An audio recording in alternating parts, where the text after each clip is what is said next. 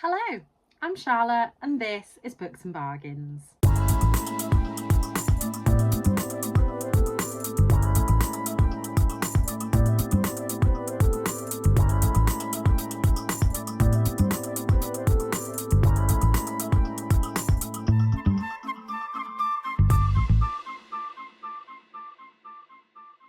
Today I'm coming to you from a very hot room. I have got a fan blowing on me from over there. If you can hear it, I do apologise, but without it I don't think I could sit here and film.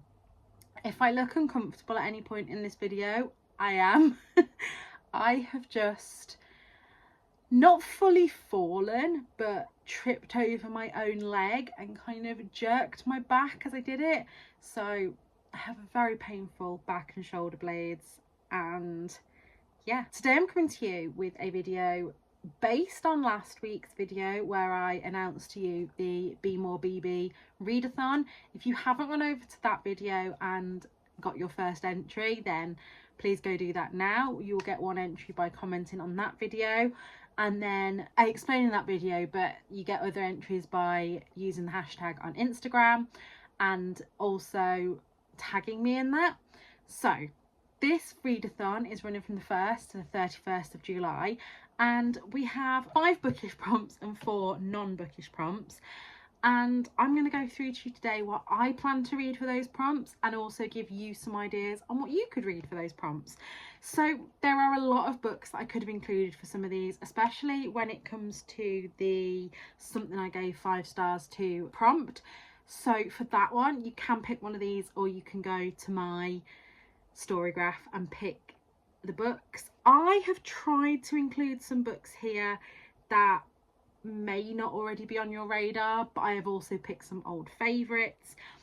So the first prompt that we're going to talk about is been on your TBR for far too long. Now this is a very personal prompt for any of you, but the book that I've chosen to read for that is Summer at Hope Meadows by Lucy Daniels.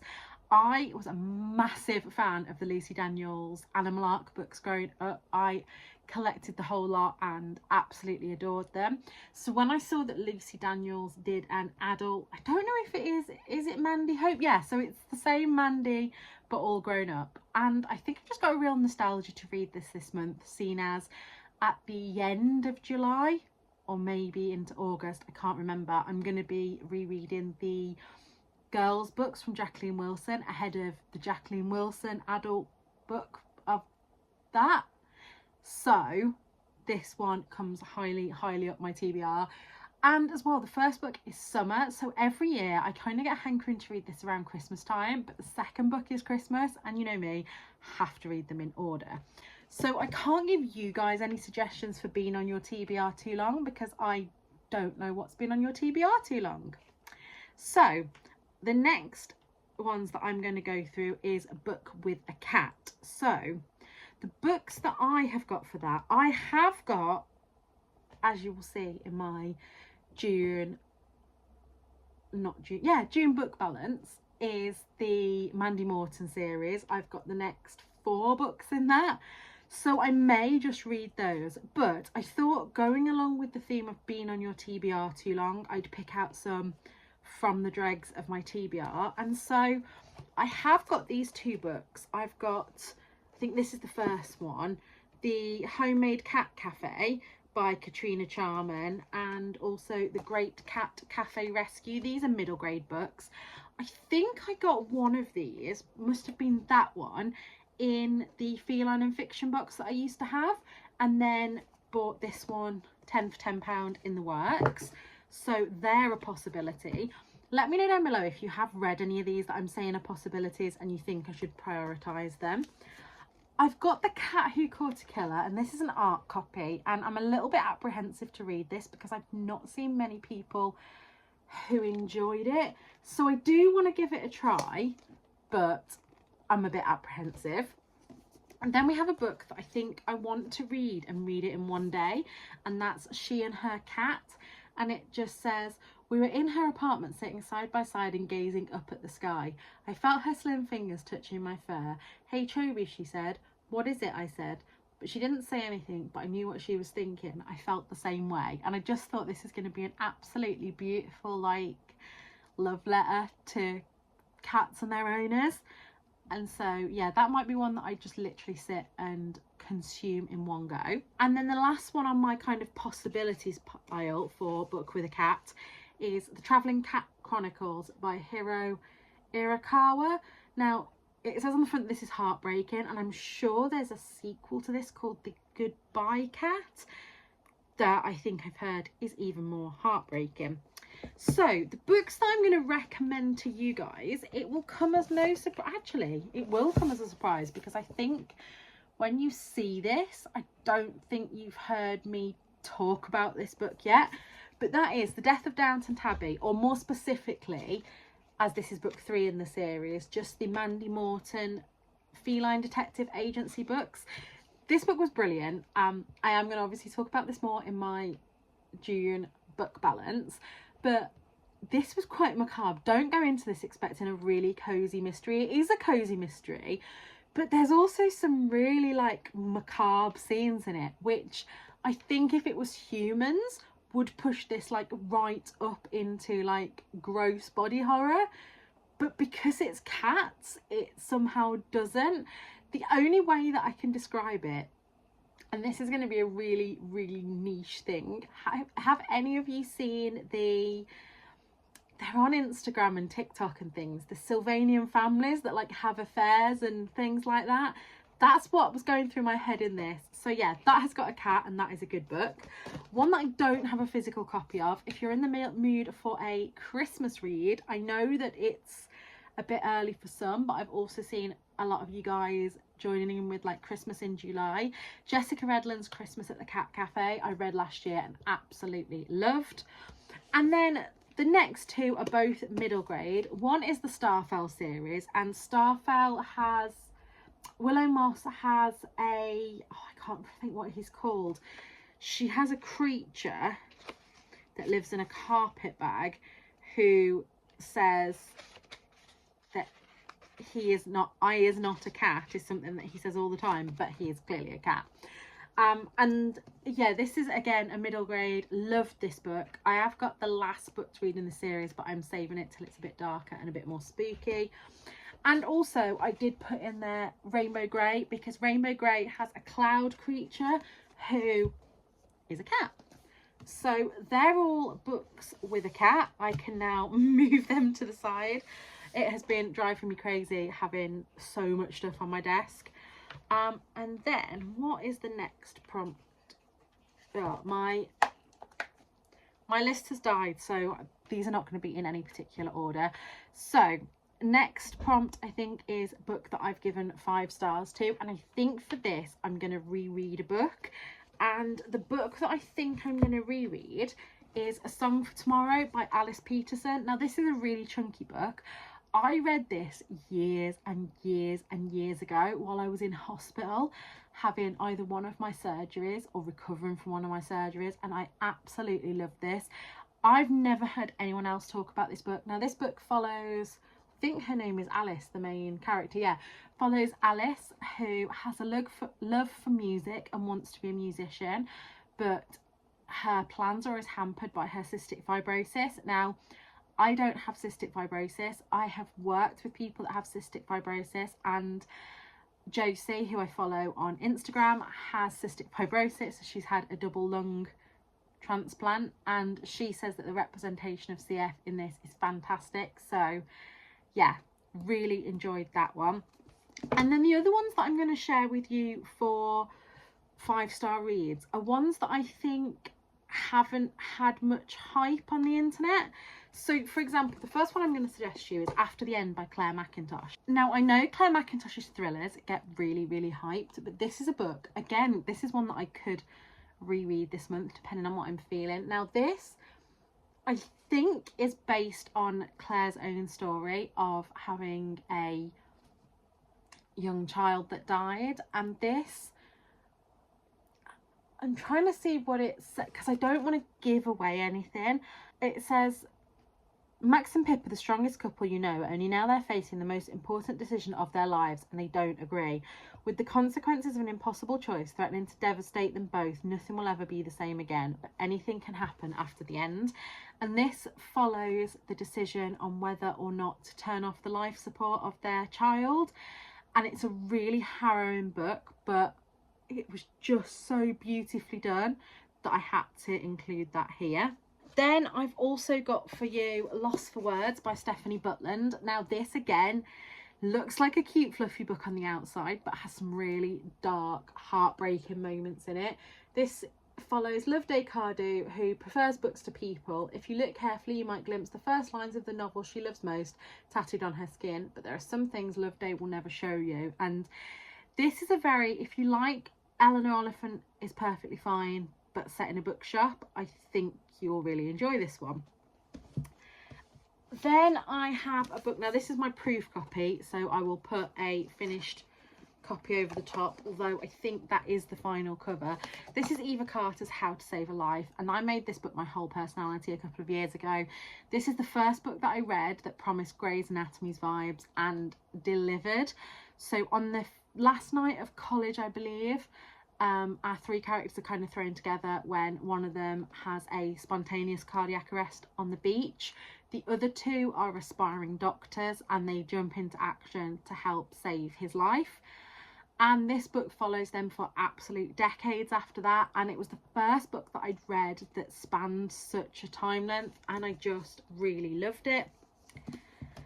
And then the last one that I'm going to share with you in this little 5-star one is again a proof copy, so I'll put the finished cover on top, but one that I just think Sarah Manning is such an underrated author. This is London with Love, and this just, again in the same vein as How to Save a Life, follows people over a lifetime.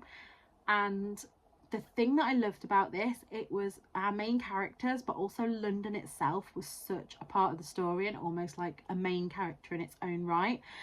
And one of the things that really like got to me about this book was at certain points in the book there would be like a date written at the beginning, and I personally would look at that date and know what happened on that date because I lived through it, but knowing that the characters don't know yet what the significance of that date, it just did real things to me and made me sob. So that was a 5-star read. So the next prompt is to read either a bisexual or a pansexual novel, and I've picked 2 out for this that I might read, 2 of which I had planned to read during Pride Month, and actually as I'm filming this it's the 26th of June, so still might squeeze one of these in depending on what the Prideopoly board does to me. The first of these is Tess Holliday's The Not So Subtle Art of Being a Fat Girl. Now this could work for both pansexual, as that's what Tess identifies as, or fat rep, as Tess is a fat woman. This is a memoir. I don't know if you've heard of Tess Holliday, but I first heard of her when she was on the cover of Cosmo magazine and was one of the real kind of beginnings to my self-acceptance journey, and the first time that I've ever questioned like why we believe that thin is beautiful over all others. And so I just wanted to get the story from the horse's mouth, so to speak, because a lot has been said about Tess by other people, and so I want to hear her story from her mouth. I'm really gutted to find that there isn't an audiobook to this because I would have loved to have sat listening to that, but we move on. And then the other one is one that I've only just got my hands on, but I don't know whether it's because I'm surrounded by football fever at the moment with the Euros on, but it's Cleat Cute by Meryl Wilsner. I have another Meryl Wilsner on my book but haven't read from them, and I just want to read it. It helps that it has this gorgeous cover, but it just says in the back, doing well in camp is more important than kissing pretty girls. Well, both are important. Soccer and kissing girls are Phoebe's 2 favourite things, but she's not focused on girls right now. She's focused on making this roster. And yeah, what more can I say about that? So then the books that I've picked out for you for bisexual or pansexual rep, again, I've got a bit of a mix here depending on what you like. So the first one is Daisy Buchanan's Insatiable. I know that this won't be for everyone, And this is one of those books where there are some horrible people doing horrible things, but I absolutely love this. And it was one of those that at the time when I finished it, I didn't really know if I enjoyed it or not, but I thought about it for a long time after.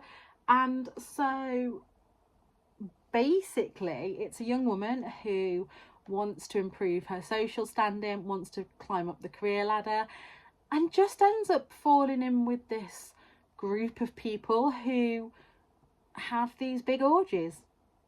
And I don't really know what else to say about that. If spice is not your thing, then don't read this one. But yeah, I enjoyed it. Maybe I'll reread this one. I need to stop saying I'll reread, because the whole point of this year is to get my TBR down. But I would love to reread that one, and I will one day. And then I can't not talk about The Ride of Her Life by Jennifer Dugan. This is the first Jennifer Dugan book that I've read, and I read this month, and I just loved it. I just loved it. If you want more bisexual, pansexual, queer reps, please do go and check out my 2 Prideopoly vlogs. I'll leave the one that's already live below, and then there will be another one coming next week, I believe. Yeah, I think so, next week.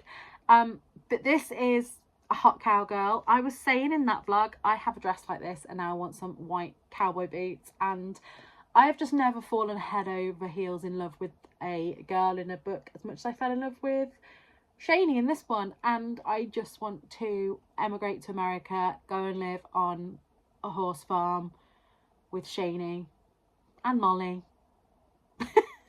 I don't really know what to say about that one, apart from it was great. And then I can't not talk about Hits Different, and this is the beautiful Sprayed Edges edition from The Works. You all know by now that Lizzie Huxley-Jones is well, actually, to be fair, all the books that I'm showing you here are 5-star reads, so any of them could fit for that prompt as well. But this book just had everything that I wanted. It had great representation. I shared a quote in my Prideopoly vlog where the one character says something about being the token straight person in the group, and it was just so funny that I just absolutely loved it.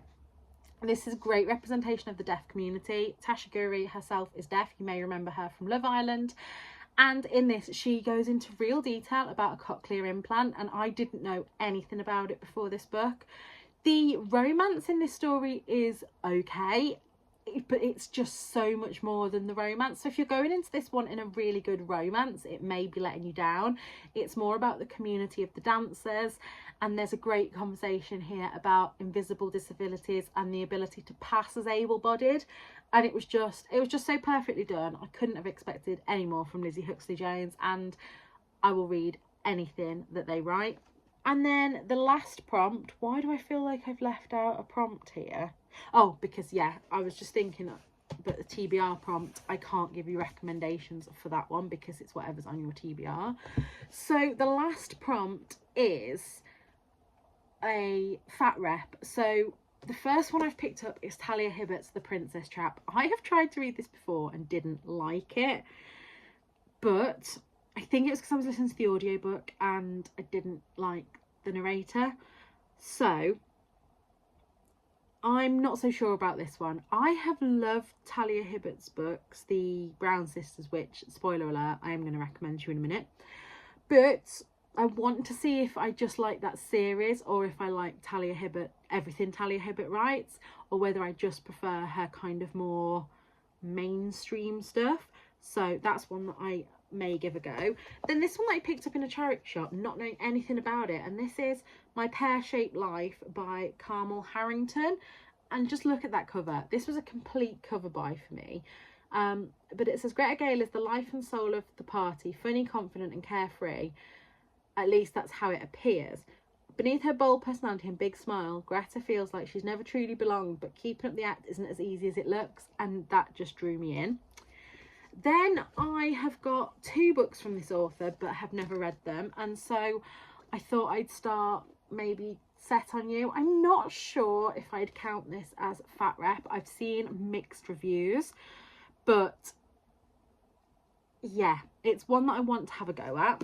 And then the last one I picked up on a whim in The Works, and that is Zora Books' Her Happy Ever After.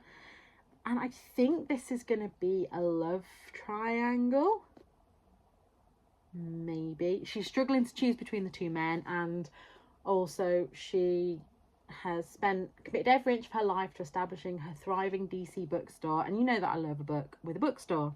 So the fat rep that I'm going to recommend to you, it will come as no surprise. Any of the Brown sisters novels either start with Chloe and then Danny, then Eve. Danny is also bisexual, so that would also count as a bisexual book. But I love these books. These were the perfect mix of spicy but community at the same time. And the only thing that I would say about these is that they are all male female spice. I would have preferred to have maybe seen Danny, our bisexual, having a sapphic relationship.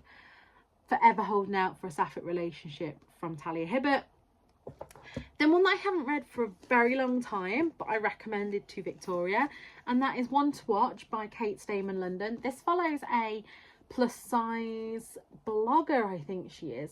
Yeah, so she's got thousands of Instagram followers, and she's asked to go onto this dating show, and she's not sure at first because she thinks she doesn't trust how the producers are going to portray her on that.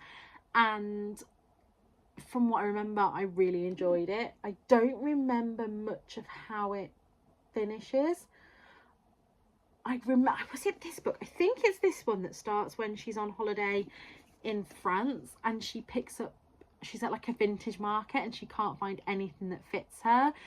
And I remember really relating to that, being a bigger girl. I remember going on holiday in Spain and going around all the markets and wanting like a flamenco dress, and there was never one in my size.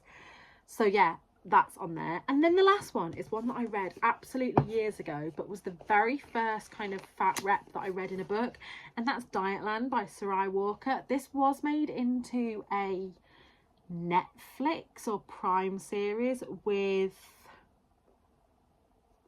Joy Nash was in this, I think, but they cut it after one series, which I'm not happy about. However, really enjoyed this book. This follows, it's Plum Kettle. She gets followed by this woman, and the only thing, I don't know this for definite, but I'm pretty sure that I Feel Pretty took some inspiration from this, or it's a really big coincidence, because she works for a magazine, but I think she works in the tech department, and whereas the kind of main department has this big beautiful frontage and everything, they're kind of hidden at the back. And yeah, I remember it being really weird but really interesting about kind of coming to terms with who you are. And I think at the beginning of this, our main character is intent on dieting and then learns a lot about the industry, I think. So actually, I'm going to stick that on my list because that's one that I might reread as well. Anyway, that is all the recommendations that I've got for you. I hope you've enjoyed this. I hope it made at least a little bit of sense. If you would like to, leave me comments down below telling me if you're going to read any of these or any books that you're really excited to read during these. I can't wait for you all to join in. Like I've done with Pridopoly, I am going to do 2 vlogs throughout July where I'm reading these. And yeah, I will hopefully see you next week. So leave me down below a book emoji if you don't want to leave a full comment. But until next time, look after yourselves. Bye.